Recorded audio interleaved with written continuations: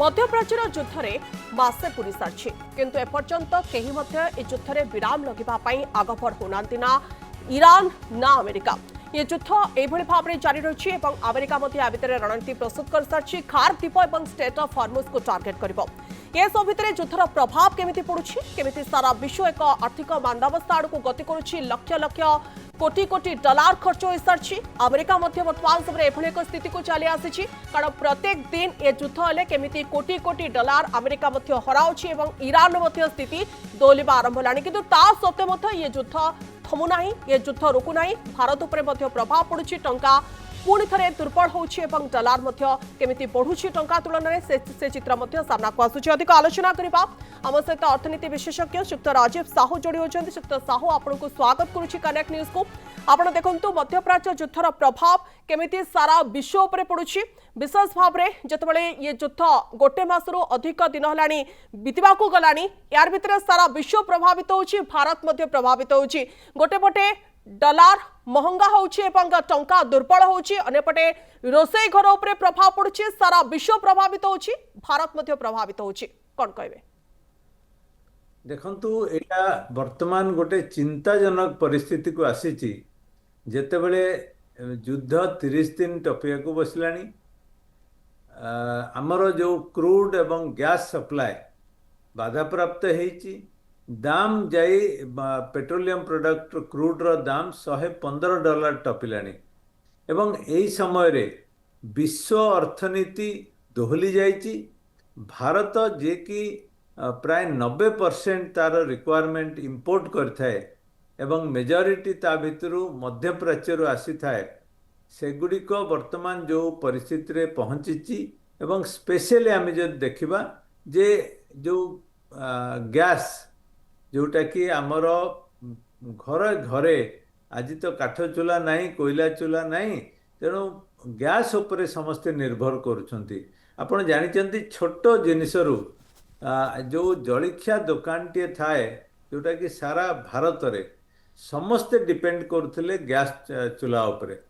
वर्तमान सबू जुगुड़िक बंद हेलानी एवं लोक माने तांकर जीविका उपार्जन करने कष्ट हो गलानी। मु आपनको आउ गोटे दिग को नहीं जाए जेते इंडस्ट्री अच्छी तार जोगुड़िक लेबर इंटेंसिव इंडस्ट्री से इंडस्ट्री काम करुवा लेबर माने जो माने यही गैस चूल्हा उपरे डिपेंड करती जेहेतु गैस पाऊना से माने सब काम छाड़ी गाँ मुआ हेलेनी एवं गाँव रे वर्तमान आसवा द्वारा जो फैक्ट्री से माने काम करते से फैक्ट्री चलो केमती से फैक्ट्री मध्य बंद हेलानी। आमे एयरलाइन रु आरंभ करी ट्रांसपोर्टेशन सबू क्षेत्र में जब देखा आम गोटे एभली स्थिति रे पहुँचीचु जोटा कि चिंताजनक विषय एवं आमे भारत गोटे देश आम जब देखा आमे आमर अर्थनीति विगत 10-11 वर्ष 12 वर्ष जब देखा आमर गोटे फास्ट ग्रोथ थिला 6.5 रु 7.5% ग्रोथ थिला। वर्तमान ये जो 30 दिन रो जो युद्ध से आमर जो कैपेसिटी थिला जीडीपी ग्रोथ रो सेटा मध्यम कमिबा। आउ गोटे बड़ दिग होची कैपिटल मार्केट। आपण जानिचंती जो इंडेक्स 81-82 हजार पॉइंट रे थिला वर्तमान 10,000 पॉइंट तलुक आसलानी। प्राय 1 कोटी लक्ष रु ऊर्ध्व निवेशक माने हरई सारे। तेणु ये जो आपण देखिए सामग्रिक भाव जो प्रकार अर्थनैतिक स्थिति वर्तमान आसूची ये युद्ध जदि बंद न हुए आमे समस्ते आमे जब देखिबा ग्लोबल मेल्टडाउन 2008 रे जा हेइथिला हुए तो परिस्थिति ताकू मध्य टपी जाई पारे। आमे कोविड जो परिस्थिति रे आमे अर्थनीति कोलैप्स करि जाइथिला किंतु सेतबेले एटलिस्ट खाइबा पीबा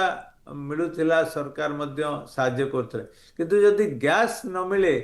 रोषे न हुए ताले घरे घरे देखो गोटे पटे जीडीपी ग्रोथ ताहा कमुछि कैपिटल ग्रोथ उपरे मते एक बड़ धरनर इंपैक्ट पड़ुछि कैपिटल मार्केट उपरे इंपैक्ट पड़ुछि किंतु ये सब भितरे 60 दिन जदि ये युद्ध 30 दिन ता भितरे सरलानी आगो को जदि 60 दिन पर्यंत जारी रहे ता परवर्ती समय भारत करिबो कोन कारण गोटे पटे तैल संकट देखा जबो अन्य पटे गैस संकट देखा जबो लोकंकर जीवन जीविका प्रभावित हेबो कोन करिबो लोक याकु नै बहुत चिंता रे अछंती।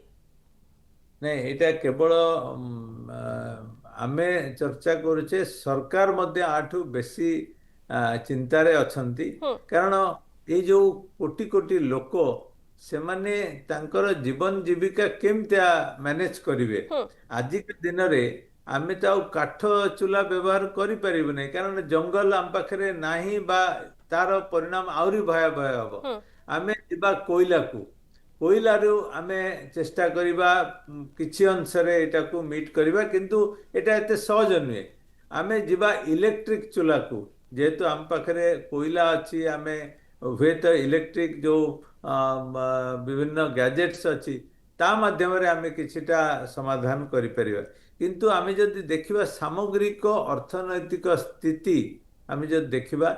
गोटे बड़ दिग आमे वर्तमान फेस करछु जे आहा द्वारा भारतर करेन्सी जोटा कि रुपी सेटा डॉलर तुलन रे कंटिन्यूअसली डिवैल्यू हे चलुची हम्म एवं कम दिन रे एटा 94 टंका को पहुंचलानी तेणु आपण भावन्तु आमे जो गुडिक इंपोर्ट करिबा से गुडिक कॉस्टली हबो आमे हमर कॉस्ट ऑफ लिविंग बा मुद्रास्फीति सेटा मध्ये बढ़ी जिवो आम पाखरे वर्तमान ताकू माने कंपेनसेट करिया पई आम पाखरे सेबली कोनोसी संबल नाही जहा द्वारा आमे एथिरे जो लॉस हबो ताकू भरणा करि परिबा एवं जहा द्वारा जेमते आपन को कहली जे विभिन्न फैक्ट्री बंद हो जाउची हम्म एमाने होचंती लोअर मिडिल क्लास बा जो relatively weaker section of the economy जो माने फैक्ट्री रो दरमा आनिले निजे चलिबे परिवार चलिबो एवं से माने पैसा पठेले गाँ रे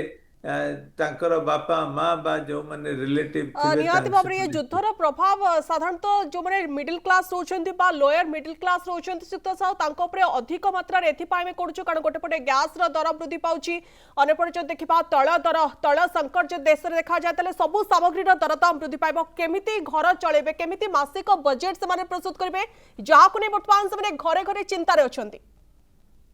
देखु आमे जमतिया बेले बेले चर्चा करिचे जे प्रत्येक लोक तांकर जेतिकी इनकम थाए चलंती एवं किछिटा सरप्लस मध्ये रखि थांती जोटा कि तांकर भविष्यत पई सेटा को सेविंग हिसाब रे नै थांती वर्तमान जो परिस्थिति आसुची कॉस्ट एते मात्रा रे बढ़ी जिवो एवं मुद्रास्फीति जो भाग रे बढ़िबो से माने निजे आउ सेविंग करिया परिस्थिति रे नथिबे तांकर जो ईएमआई बा अन्यान्य जो परिस्थिति अच्छी रिपेमेंट करिया पे सेथिरे मध्य खिलाफ करि पारंती जो मानकर चाकरी जाउची जो माने रोजगार हरौचंती से माने मध्य क्राइसिस रे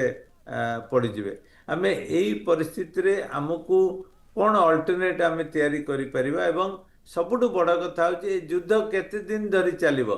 एवं ए युद्ध सरिले मध्य जेतिके डैमेज हेइथिबो मध्य प्राच्य रे ताकू रिवाइव करिया पई केते समय लागिवो एवं सेथिरे तार जो ग्लोबल इकोनॉमी उपरे इंपैक्ट कौन पड़िबो आ गोटे बड़ दिग होची जे अमेरिका हो इस्राएल हो बा ईरान रो जहाँ रिपोर्ट आसुची मैक्सिमम एरिया डिवास्टेड हो जाइची घर भांगी जाइची तांकर जेते प्लांट अच्छी सेगुड़िक मध्य प्राय बहुत खराब स्थिति रे अच्छी किंतु अमेरिकार अर्थनीति आपण जदि देखिबे जो प्रकार ये जो कॉस्टली वार फाइट करूचंती सेमाने मध्य तांकर अर्थनीति ऊपर आर प्रभाव पड़िबो आपण जानिचंती विगत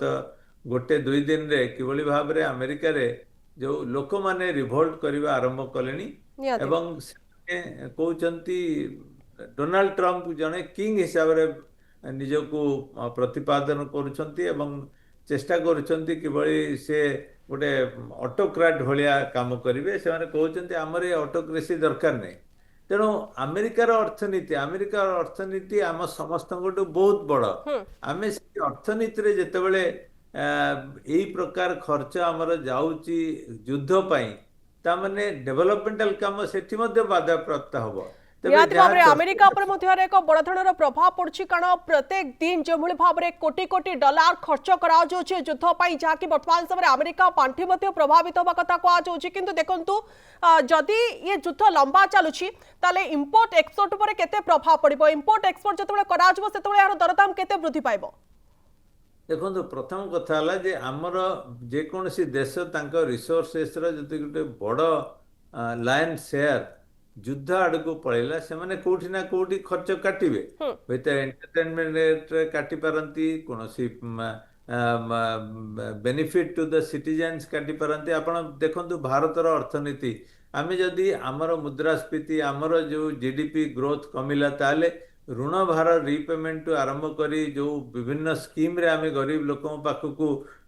ପହଞ୍ଚାଉଥିଲୁ ଜିନିଷ ଗୁଡ଼ିକ, ସେଗୁଡ଼ିକ ସବୁ ବାଧାପ୍ରାପ୍ତ ହେବ। ସାଧାରଣ ମଣିଷ ଏଥିରେ ବାଧାପ୍ରାପ୍ତ ହେବେ। ମଧ୍ୟବିତ୍ତକୁ ଯଦି ଦେଖିବା, ଯେହେତୁ ଦରଦାମ ବୃଦ୍ଧି ପାଇଥିବ ସେମାନେ ମଧ୍ୟ ଅସୁବିଧାରେ ପଡ଼ିବେ। ଯେଉଁ ଧନୀ ଲୋକମାନେ ଅଛନ୍ତି ତାଙ୍କ ଫ୍ୟାକ୍ଟ୍ରି ଯେତେବେଳେ ବନ୍ଦ ହେଇଯିବ ସେତେବେଳେ ସେମାନେ ରିପେମେଣ୍ଟ କରିପାରୁନଥିବେ, ସେମାନେ ମଧ୍ୟ ବାଧାପ୍ରାପ୍ତ ହେବେ। ତେଣୁ ସବୁ ଶ୍ରେଣୀର ଲୋକ ଏଇ ଯେଉଁ ଯୁଦ୍ଧରେ ବାଧାପ୍ରାପ୍ତ ହୋଇଛନ୍ତି। କିନ୍ତୁ ଫରକଟା ଆସୁଛି ଯେତେବେଳେ ରଷିଆ ୟୁକ୍ରେନ ଯୁଦ୍ଧ ହେଇଥିଲା ସେତେବେଳେ ଏ ପ୍ରକାର ପରିଣତି ଆସିନଥିଲା, କାରଣ ସେଟା ପେଟ୍ରୋଲିୟମ ପ୍ରଡକ୍ଟସ ଗ୍ୟାସ୍ ରିଲେଟେଡ୍ ବିଶେଷ କିଛି କ୍ଷତି କରିନଥିଲା। କିନ୍ତୁ ମଧ୍ୟପ୍ରାଚ୍ୟର ଯେଉଁ ଯୁଦ୍ଧ ସେଗୁଡ଼ିକ ବହୁମାତ୍ରାରେ ପ୍ରଭାବିତ କରିଛି। କେବଳ ଭାରତ ନୁହେଁ, ସାରା ଏସିଆ, ସାରା ୟୁରୋପ, ସବୁ ଏରିଆରେ ସେମାନେ ଏହି ପ୍ରକାର ଯେଉଁ ନେଇଛନ୍ତି ପରିସ୍ଥିତି, ତା ଦ୍ୱାରା ହୋଲ୍ ୱାର୍ଲଡ ଇକୋନୋମି ଗୋଟେ କ୍ରାଇସିସ୍କୁ ଯାଉଛି, ଯେଉଁଟାକି ଭରଣା କରିବା ଏତେ ସହଜ ନୁହେଁ। ଆମର ଦେଖନ୍ତୁ କେବଳ ରୁପି ଡିଭାଲ୍ୟୁ ଯଦି ସାମାନ୍ୟ ହେଲା, କିଛି ପଇସା ହେଲା, ତାର ଅର୍ଥନୀତି ଉପରେ କି ପ୍ରକାର ପ୍ରଭାବ ପଡ଼ୁଛି ଆପଣ ଆମେ ଚାହୁଁ ଚାହୁଁ ଏଇ ବିଗତ 30 ଦିନରେ ଆପଣ ଦେଖନ୍ତୁ ରୁପି କେତେ ଡିଭାଲ୍ୟୁ ହେଇସାରିଲାଣି। ହୁଁ ଆପଣ ଦେଖନ୍ତୁ ସେୟାର ମାର୍କେଟରେ ଅଳ୍ପ କିଛିଟା ଯଦି 1000 ପଏଣ୍ଟ ବି କମିଲା ଆମେ ତାକୁ ରିପୋର୍ଟ କରୁଛେ, ଆପଣମାନେ ରିପୋର୍ଟ କରିଥାନ୍ତି। ଆପଣ ଦେଖନ୍ତୁ 10,000 ପଏଣ୍ଟ ଅଲରେଡ଼ି ଖସି ସାରିଲାଣି ଏଇ ବିଗତ 30 ଦିନ ଭିତରେ। ତେଣୁ ତାର ଇମ୍ପ୍ୟାକ୍ଟ, ତାର ଯେଉଁ କ୍ୟାପିଟାଲ ମାର୍କେଟର ଯେଉଁ ଇମ୍ପ୍ୟାକ୍ଟ ଆସିବ ତାକୁ କିଏ ଭରଣା କରିବ? ସେଇ ତ ଆମରି କ୍ୟାପିଟାଲ ଇରୋଡ ହେଉଛି। ଏବଂ ଆମେ ଯେତେବେଳେ ଦେଖୁଛୁ ଯେ ଗୋଟେ ଗୋଟେ ଦିନ 15 ଲକ୍ଷ 20 ଲକ୍ଷ କୋଟି